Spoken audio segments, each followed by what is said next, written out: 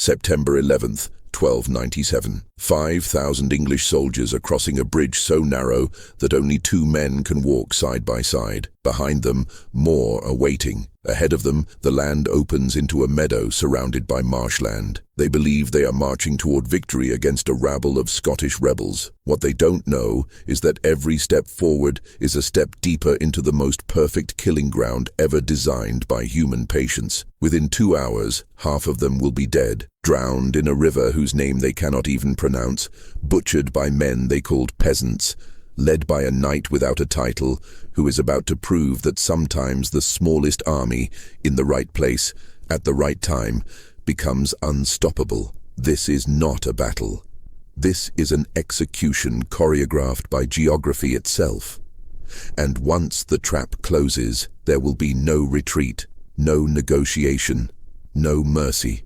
England's entire northern campaign is about to collapse, not because of superior numbers or legendary warriors, but because one man understood something the greatest military power in Europe had forgotten. That arrogance, when walking across a bridge, becomes suicide. The morning mist clings to the river Forth like a living thing, thick and cold, smelling of peat and wet stone. The year is 1297, late summer turning to autumn, and the land north of Stirling is soaked from weeks of rain. The bridge itself is old, wooden, creaking under weight, built centuries ago when no one imagined armies of thousands would try to force their way across it in a single morning. On the southern bank, banners snap in the wind, red, gold, the heraldry of England's finest, while on the northern side, hidden in the trees on the slopes of Abbey Craig, men wait in silence.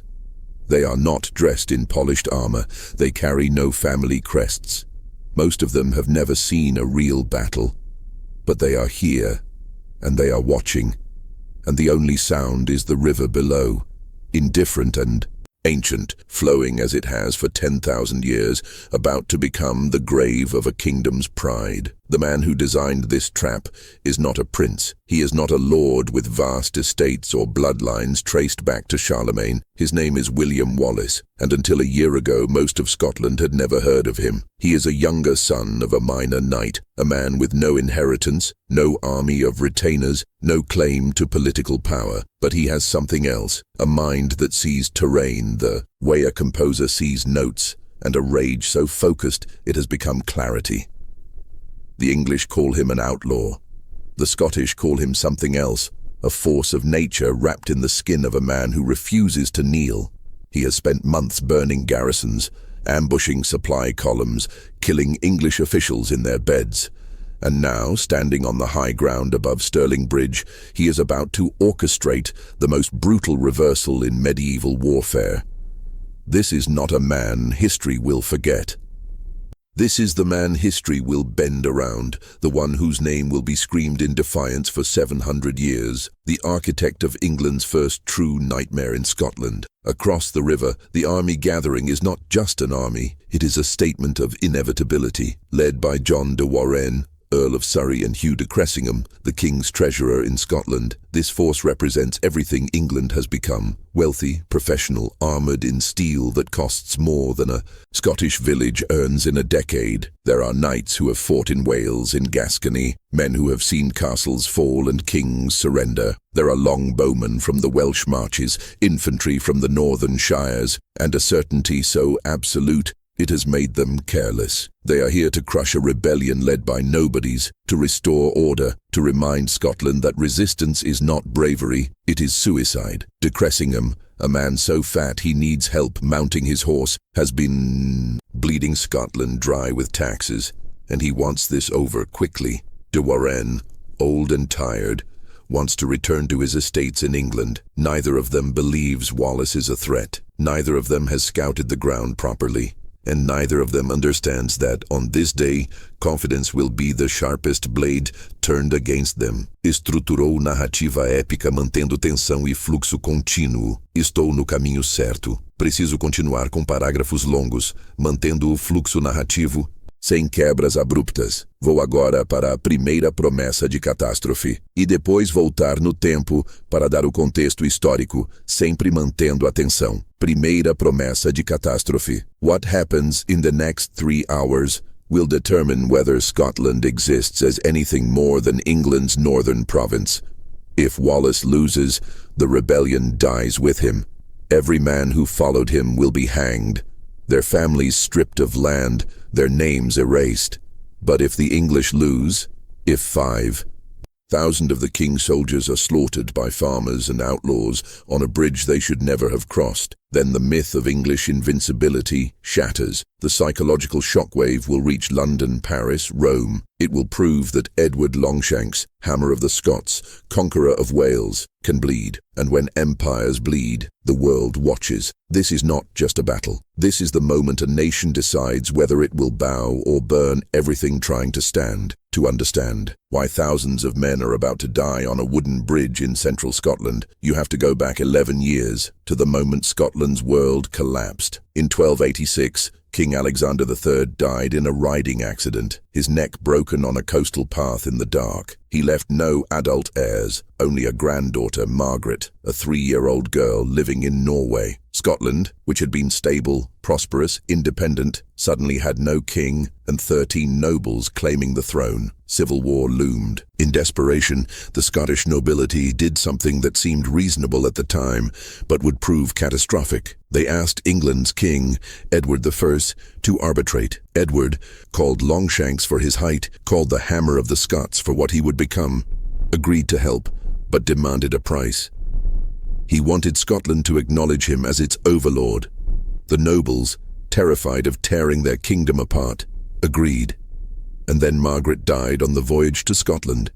Now Edward had his opening. In 1292 he chose John Balliol as Scotland's king, but Balliol was a puppet, a man with a crown but no power. Edward controlled everything. Taxes, military decisions, justice. Scotland was independent in name only. For 4 years this humiliation festered. Then Balliol, in a rare moment of courage, tried to rebel. He formed an alliance with France. He refused English demands, and Edward's response was annihilation. In 1296, English armies invaded, sacked the town of Berwick, killed thousands of civilians in a single day, smashed the Scottish army at Dunbar, captured Balliol, stripped him of his kingship, and took the Stone of Destiny, the sacred symbol of Scottish coronation, back to Westminster Abbey as a trophy.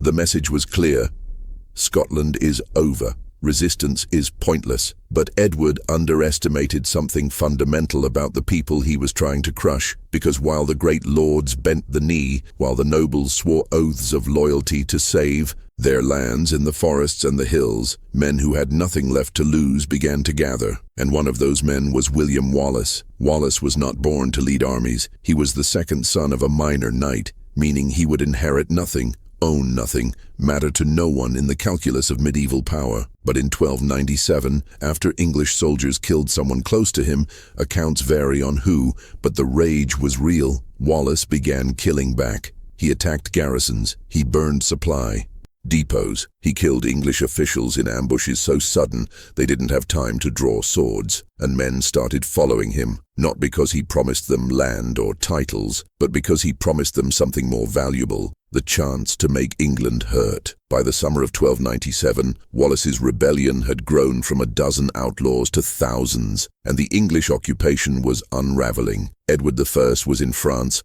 fighting another war, and he left his northern campaign in the hands of men who believed Scotland was already beaten. John de Warenne, Earl of Surrey, was an aging veteran who wanted nothing more than to go home. Hugh de Cressingham, the king's treasurer in Scotland, was a bureaucrat who saw the Scots as tax revenue, not soldiers. Together they commanded an army of professional English troops, knights, men-at-arms, archers, sent to find Wallace and end this embarrassment.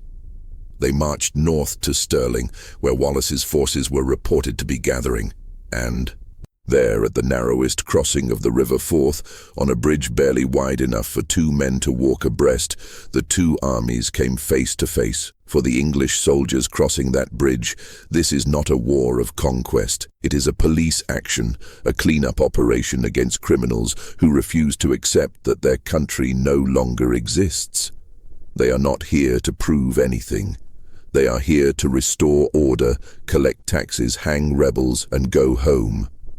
Many of them are veterans. They have fought in Wales, where rebellions were crushed so thoroughly that entire regions fell silent. They have seen what happens when professional soldiers meet peasant armies. The peasants die quickly, and the professionals go home. Hugh de Cressingham, in particular, is eager for this to be over. He is not a warrior. He is an accountant, a tax collector, a man who has spent years squeezing Scotland for every coin it has. He wants Wallace dead, not because Wallace is dangerous, but because Wallace is expensive.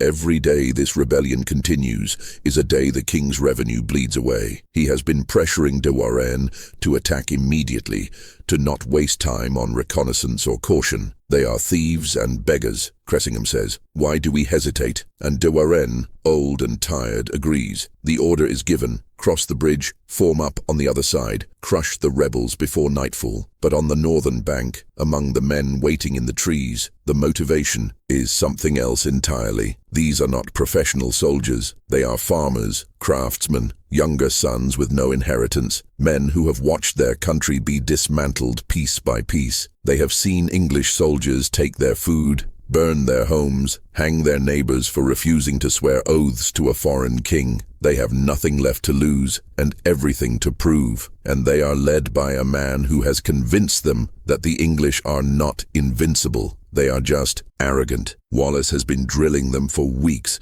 not in complex maneuvers, but in one simple, brutal tactic. Wait until the enemy is split, then hit them so hard and so fast they cannot recover. He has chosen this ground carefully. The bridge is narrow. The land on the northern side is soft, marshy, impassable for heavy cavalry. Once the English cross, they will be trapped between the river and the swamp, unable to maneuver, unable to retreat. And Wallace has one more advantage. The English commanders have no idea how many men he has. From their position on the southern bank, they can see movement in the trees, but they cannot count. They assume Wallace has a few hundred rebels at most. The truth is closer to several thousand, hidden on the slopes of Abbeycraig, waiting for the signal.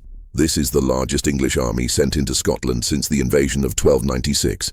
Knights who conquered castles, archers who have never missed, infantry that has marched across Wales without losing a single engagement. They are professionals, and they are crossing a bridge toward an enemy they believe is already beaten. But William Wallace is not waiting to fight them. He is waiting for them to trap themselves. And in less than an hour, the bridge that was supposed to be a road to victory will become the mouth of a funnel with no way out. What happens next is not a battle in any traditional sense. It is a massacre designed by patience.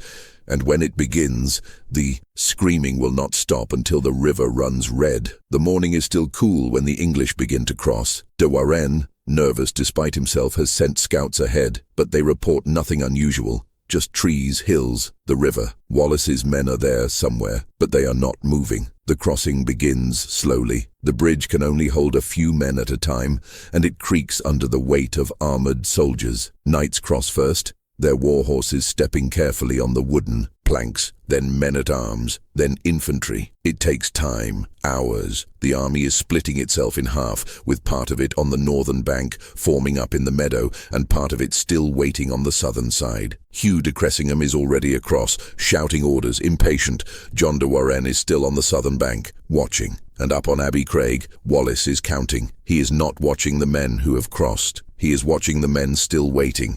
He is calculating the exact moment when enough English soldiers are on the northern side to be worth killing, but not so many that they can form a defensive line. This is not courage, this is mathematics. And when the moment comes, when roughly half the English army is across, bunched together in the soft ground near the bridge, their cavalry unable to charge, their infantry still forming ranks, Wallace gives the signal. Estruturou expansão narrativa da batalha em múltiplas camadas. Estou na metade agora. Preciso continuar com a batalha em camadas. Depois a virada. O colapso dos inimigos, as consequências. Vou manter os parágrafos longos e fluidos. Estou em cerca de 15.000 caracteres. Preciso chegar a 38.000, 42.000. Vou desenvolver a batalha em grande detalhe, com as múltiplas camadas, a virada decisiva, o colapso em cascata dos ingleses, e então as consequências imediatas e históricas. Batalha em camadas. Camada 1. Impacto. The Scottish charge is not elegant. It is not a cavalry assault with lances leveled and banners streaming. It is a wall of men with spears moving downhill at a full sprint, screaming like the world is ending. They come from the trees, from positions the English never scouted, and they are not heading for the English forces already formed up in the meadow. They are heading for the northern end of the bridge. Within seconds, Wallace's spearmen have reached the bridgehead and planted themselves in a semicircle, a hedge of iron points facing south. And suddenly, the English army realizes what has happened. The bridge is cut off. The men on the northern side, roughly 2,000 to 3,000 soldiers, including Hugh de Cressingham and much of the English cavalry, are trapped. They cannot retreat. They cannot receive reinforcements, and they are standing in a swamp. The meadow they thought was solid ground is soft, waterlogged, impassable for horses. The English knights try to charge, but their war horses sink to their knees in the mud. The Scottish spearmen, fighting on foot, advance in tight formations, their spears 15 feet long, angled down at the struggling cavalry. The first English knights to die are not killed in glorious combat. They are dragged from their horses and butchered in the mud by men with knives. The sound is immediate and overwhelming. The screaming of horses, the clash of steel, the wet crunch of men being trampled, drowned, stabbed in the chaos. And on the southern bank, John de Warenne watches in horror as half his army is cut off and begins to die. For a brief, terrible moment, the English try to hold. The men trapped on the northern side form a defensive circle, shields locked, spears out. They are professionals, and they know how to fight when surrounded, but the ground betrays them. Every step backward is a step deeper into the swamp. Every attempt to maneuver sinks them further, and the Scots are not attacking in waves. They are pressing constantly from every direction, using their spears like spikes to keep the English penned in. The bridge itself has become a nightmare. English soldiers on the southern bank, desperate to help their comrades, try to cross, but the Scottish spearmen at the bridgehead hold firm. Men are packed so tightly on the wooden planks that they cannot swing swords. They are shoved off the sides, falling into the river below, dragged under by the weight of their armor.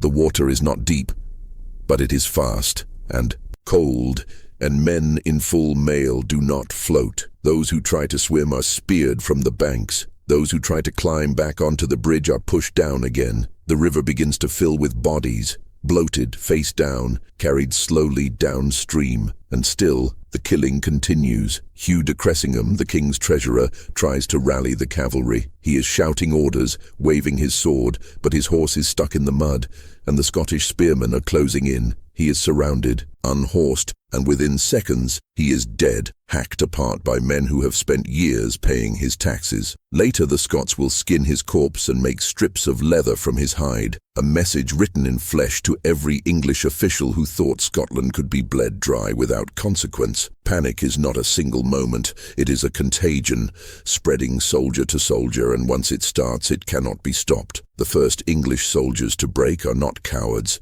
they are men who realize there is no way to win and no way to retreat, and that staying means dying slowly in the mud. They run, not toward the bridge, which is blocked, but toward the river, trying to wade across, trying to swim. Most of them drown. Others are shot by Scottish archers positioned on the slopes, picking off stragglers like hunters culling a herd. The English cavalry, the pride of the army, is completely useless. War horses bred for charging across open fields are helpless in the swamp. Knights, trained to fight from horseback, are dragged to the ground and killed by men they would have dismissed as peasants. The entire tactical advantage the English brought, armor, training, experience, means nothing when the ground itself is the enemy. And then, in the midst of the carnage, something even more terrifying happens. The bridge breaks. Whether it is sabotaged by the Scots, or whether it simply collapses under the weight of soldiers trying to retreat, the wooden structure gives way, plunging dozens of men into the river. Now the English army is not just defeated, it is severed. The men on the northern side are beyond rescue, and they know it. The fight shifts from resistance to pure survival. Men throw down their weapons and try to surrender. Some are taken prisoner, most are killed. The Scots are not interested in ransoms, they are interested in making England remember this. What began as a trap has become a slaughter, and William Wallace is not done. While the English on the northern bank are being destroyed, Wallace sends a portion of his forces around the eastern edge of the swamp, flanking the survivors and cutting off the last possible route of escape. Now the meadow is a killing floor. The Scots are not defending, they are hunting. Men who drop their weapons and beg for mercy are ignored. Men who try to run are chased down and speared in the back. The river is so clogged with corpses that some Scots are crossing by walking on the dead. And on the southern bank, John de Warenne makes a decision that will haunt him for the rest of his life. He orders a full retreat, not a tactical withdrawal, a rout. He abandons the men still fighting on the northern side. He abandons the wounded. He abandons Hugh de Cressingham's corpse. He turns his remaining forces south and rides as fast as his horse will carry him, not stopping until he reaches the safety of Berwick, miles away. The message is clear. England's northern commander has fled the field, leaving half his army to die. And when word spreads, the psychological impact will be as devastating as the battlefield itself. The killing does not stop all at once. It winds down slowly as the Scots methodically hunt down every English soldier still alive on the northern bank. Some try to hide in the reeds along the river. Some try to surrender to individual Scots, hoping for mercy. A few manage to swim across and stagger back to the English lines, but they are broken men, traumatized, useless for future campaigns. By midday, the field is silent except for the groans of the dying and the calls of crows already descending. The casualties are staggering, between 2,000 and 3,000 English soldiers dead, including Hugh de Cressingham, dozens of knights, and hundreds of men-at-arms. The Scottish losses are minimal, perhaps a few dozen men, mostly in the initial charge. It is not just a victory, it is an annihilation so complete that it defies belief. An entire professional army, led by experienced commanders, equipped with the best armor and weapons in Europe, has been destroyed by a force of rebels using spears and terrain, and the bridge itself, broken and bloodstained, becomes a monument to England's hubris, a place where arrogance walked forward and never walked back. When the fighting ends, Wallace does not celebrate. He walks through the battlefield, stepping over bodies, looking at faces. These are not abstractions. These are men who came to his country, occupied his towns, killed his people, and now they are dead. There is no joy in this, only exhaustion and a grim understanding that this is not over. Stirling Bridge is a victory, but it is not the war. Edward the Firm is still alive, still powerful, still capable of sending another army 10 times larger than this one. And when he hears what happened here, that his soldiers were butchered by rebels, that his treasurer was skinned, that his commander fled, like a coward, he will come back with a fury that will make this battle look like mercy. Wallace knows this, but for now, in this moment, standing in a field soaked with English blood, he has proven something that no one believed possible, that Scotland can fight, that England can lose, that rebellion is not suicide, it is survival. And the men who followed him here, the farmers and outlaws and younger sons with nothing to lose, they see him differently now. He is no longer just William Wallace, the minor knight from nowhere. He is something else, a symbol, a weapon, a myth being written in real time. Stirling Bridge does not end the war, but it changes everything. Within weeks, Wallace's victory spreads across Scotland, igniting rebellions from the Highlands to the Lowlands. English garrisons evacuate, castles are retaken. For the first time since 1296, Scotland is free, not because of diplomacy, not because of noble alliances, but because a man with no title led. Farmers across a bridge and refuse to let an empire walk through unchallenged. Edward the Firm, when he hears the news, is enraged. He abandons his campaign in France and returns to England with one goal: to destroy Wallace personally. And he will. In 1298 at Falkirk, Edward's longbowmen will shatter Wallace's army. In 1305, Wallace will be captured, dragged to London, and executed with a brutality designed to erase him from history, hanged, drawn, quartered, his body parts displayed across England as a warning. But Edward will fail, because Stirling Bridge has already done its work. It has proven that the English are not invincible. It has given Scotland a hero, a martyr, a name that will be shouted in defiance for centuries. Robert the Bruce, who will later become King of Scotland, will learn from Wallace's tactics and perfect them, winning ultimate victory at Bannockburn in 1314. Scotland will remain independent for another 400 years, and every time the story of that independence is told, it begins here, on a narrow bridge over a Scottish river, where 5,000 men walked into a death trap designed by a knight with nothing to lose and everything to prove. Stirling Bridge is not just a battle. It is the moment a nation decided it would rather die standing than live kneeling. And the echoes of that decision, the screams, the blood, the refusal to surrender, still ring through the ages, reminding us that sometimes the smallest army in the right place, with the right mind leading it, becomes unstoppable.